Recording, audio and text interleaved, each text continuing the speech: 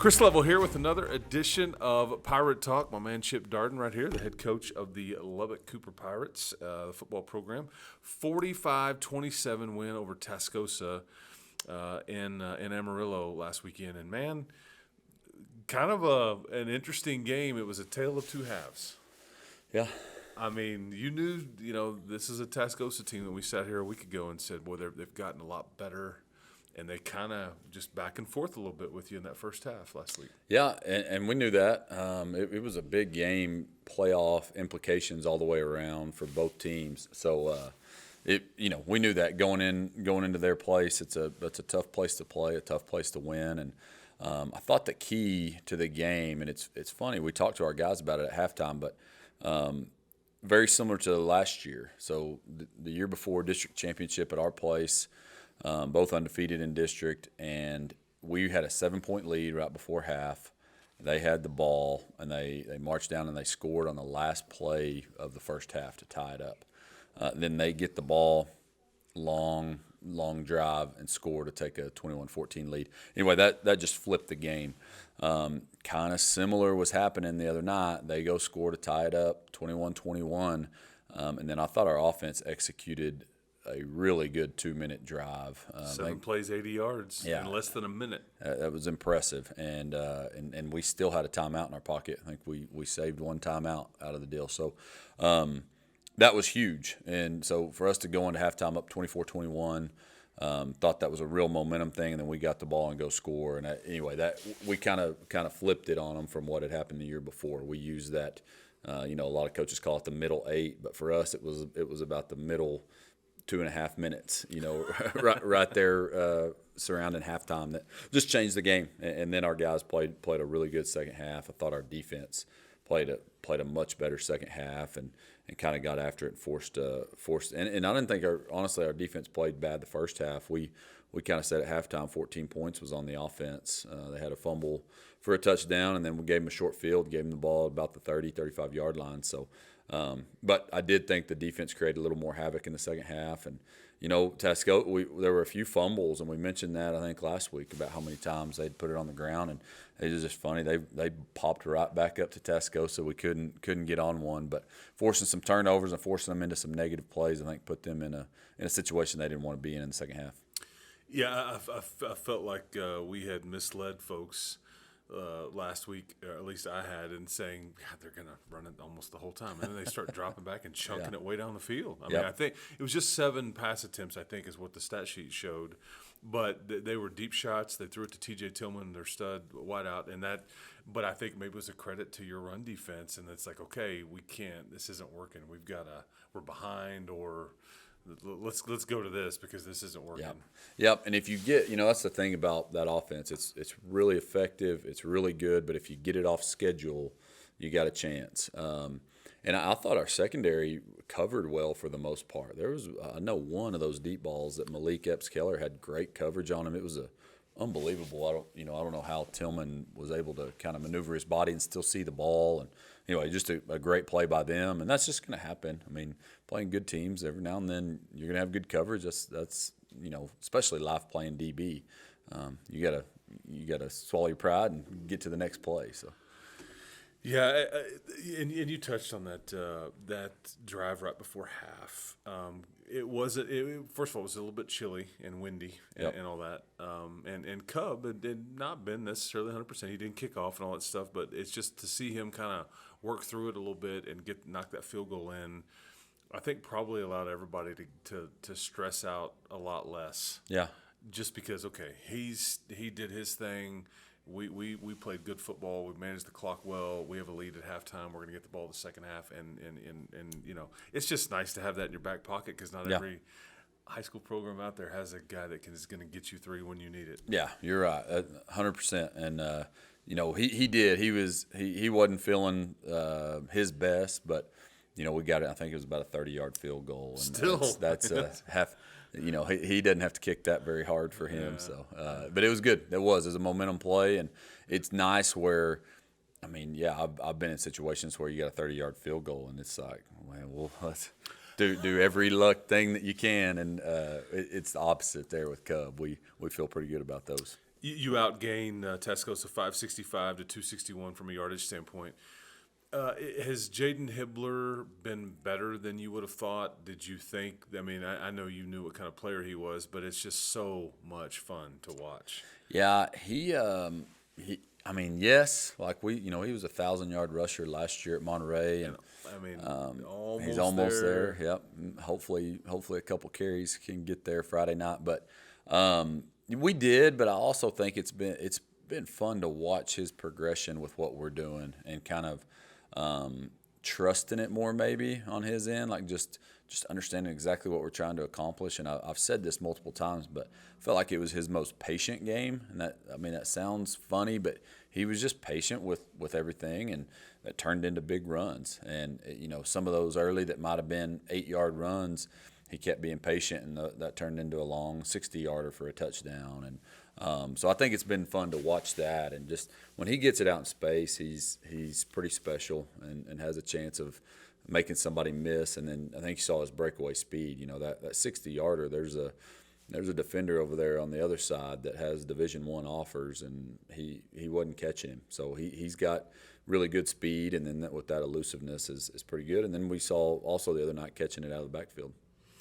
Yeah, I think you can teach and coach patience. You can't coach his vision. You either have it or you don't. Yeah, absolutely. That's just one of those things for a running back. But he's just been he's so much fun to be around. Yep. I mean, he just loves football. Have we seen, speaking of, Ron Rodriguez made a couple of huge throws to Michael Deaver. Have we seen Michael Deaver's best? I know he's one of these guys that he's starting to scratch the surface, and then there's some consistency at times that you guys are trying to get out of him.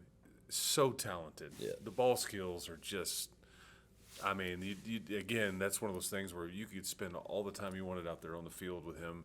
Here's what you need to do. No, you either have that or you don't. Yeah, absolutely. Yeah. And there's some things like a fade ball we teach a little bit different than he catches it, but that's the thing. Go make the play, and he is. And I don't think we've seen his best yet. I think he's starting to figure it out, put it together, and it's different. And Michael's not the only this is for every kid that I think plays at this level.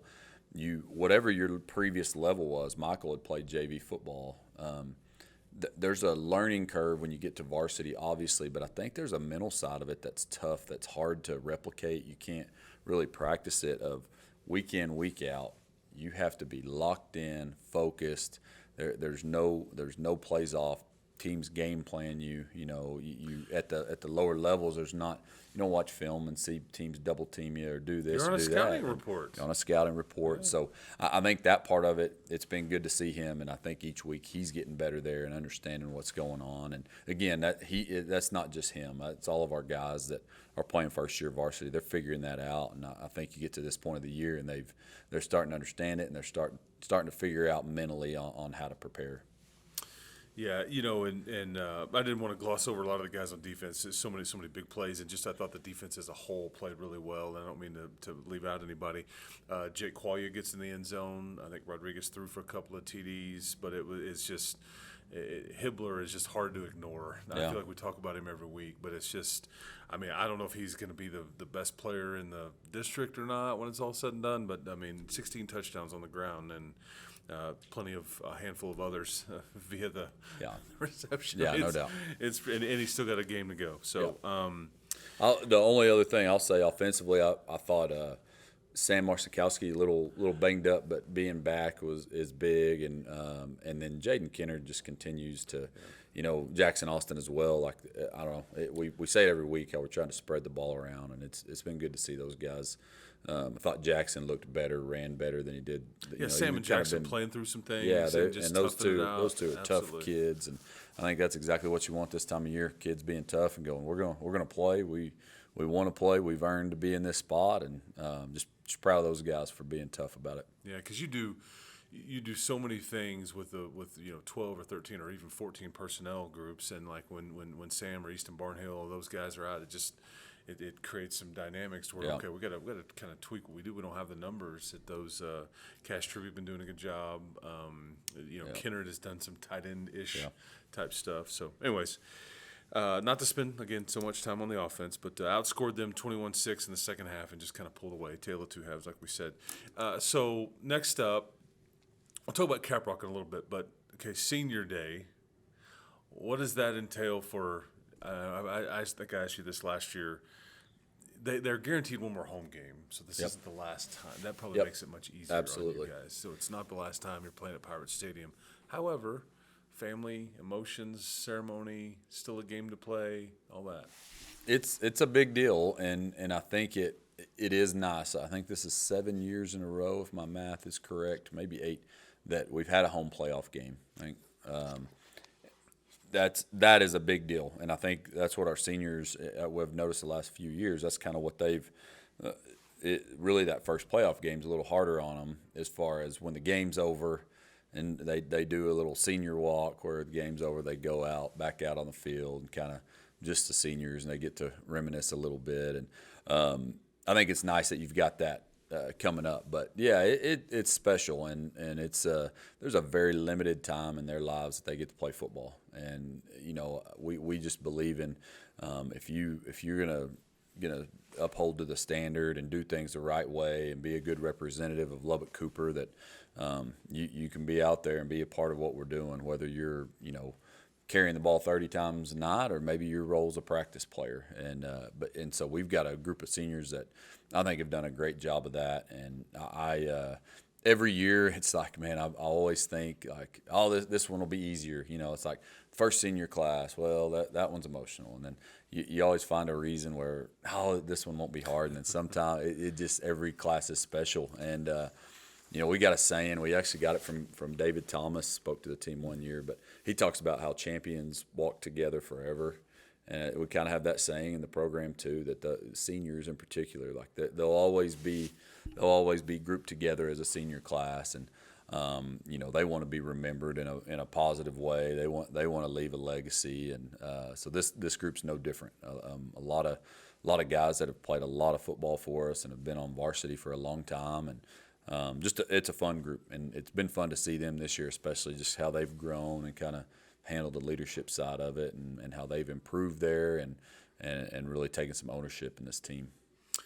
Because I remember sitting with you last year, and it's like you look at the names, and you're like, how do you replace these guys? Yeah. I look at this list, I'm like, how are you going to replace these guys? But this is just how it works. But there's guys, Holton Hendricks has played a lot of football. Cal Ritz, Hibbler, Marcinkowski. You got, Cade Hayes has been a great addition this year. I might go on. And Hayden Barrett, who I feel like embarrassed that we haven't talked more about. Yeah.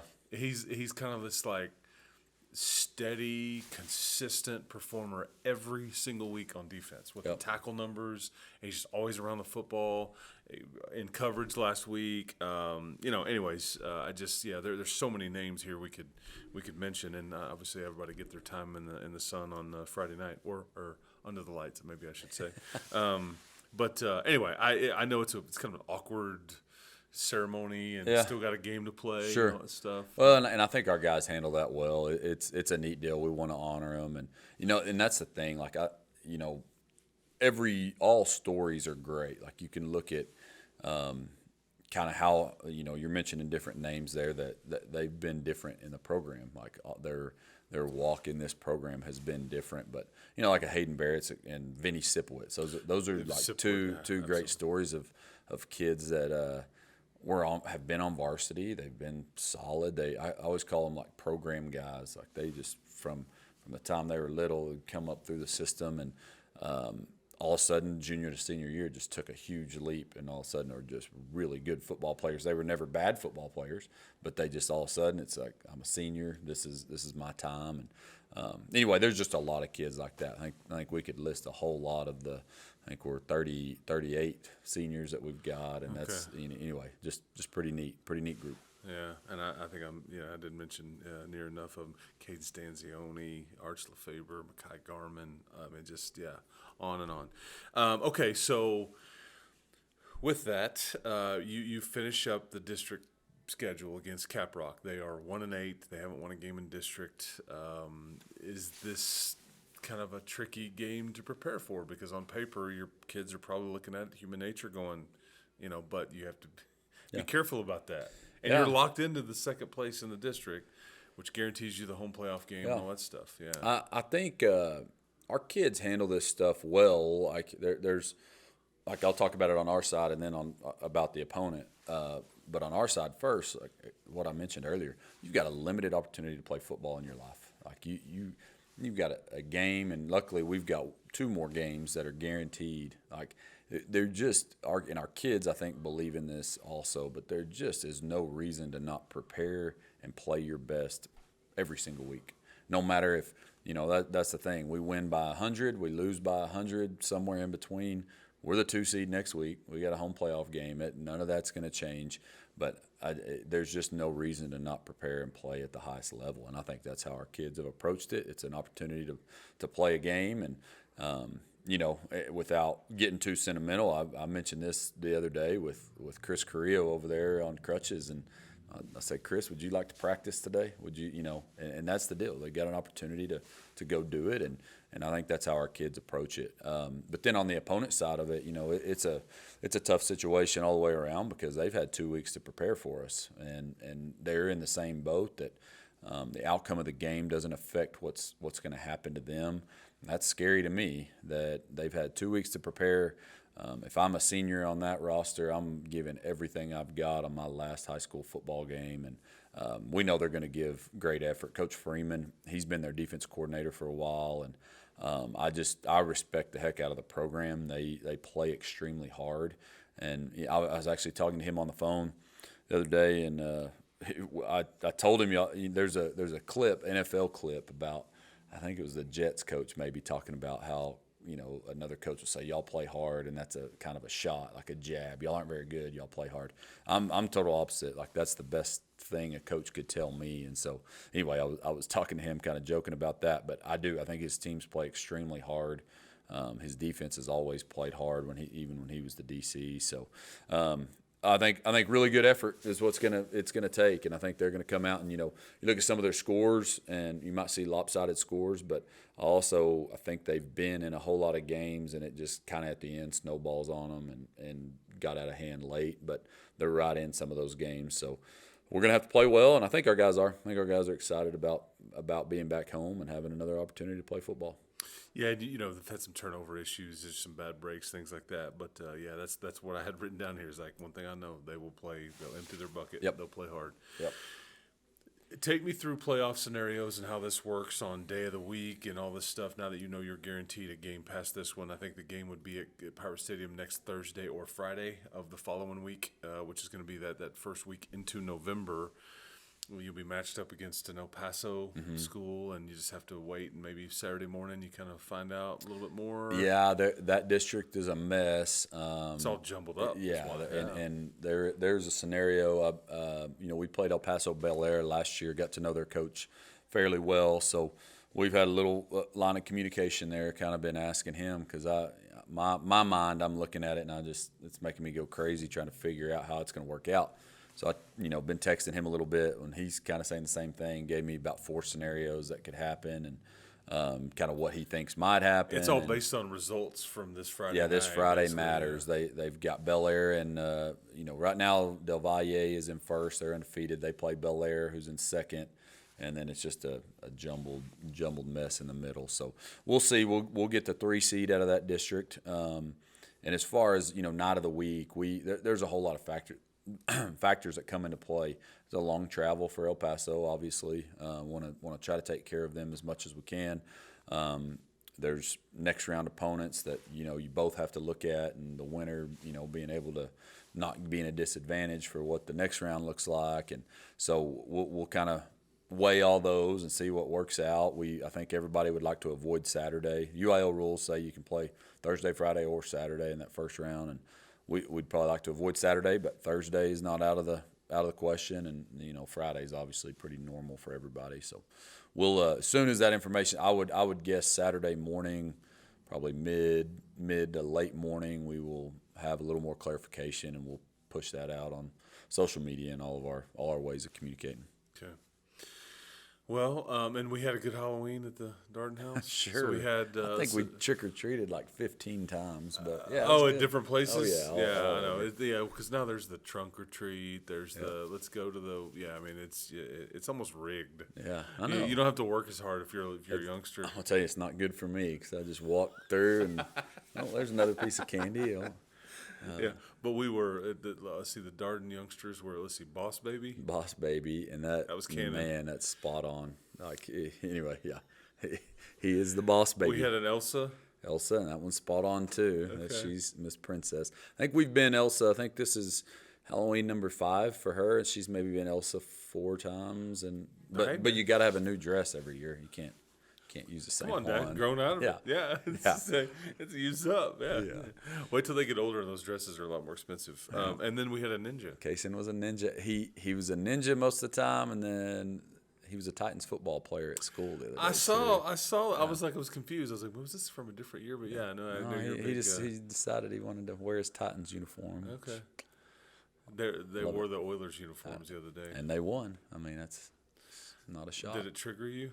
Oh, I like it. But the Houston Texans were bugged about. I think there were some Texans players there or people that were bugged. Do we have time? We can get into all this if we need to. If Houston had supported the Oilers, they would still be there. But anyway, that's a long story. I So gotcha. I'm not a Texans fan. I thought those uniforms, though, whoever was wearing them, I thought they're nice. legit. They are nice. Yeah, it's hard to beat those uniforms. And so much so that the NFL told the University of Houston, don't even try to come close to doing this. So in fact, we're going to shut you down. I saw that. To where I'm like, and yet Nike's making all of these uniforms. They made Rice some, Houston some, No doubt. The Titans some. Yeah. But the Texans should have worn those. Anyways, whatever.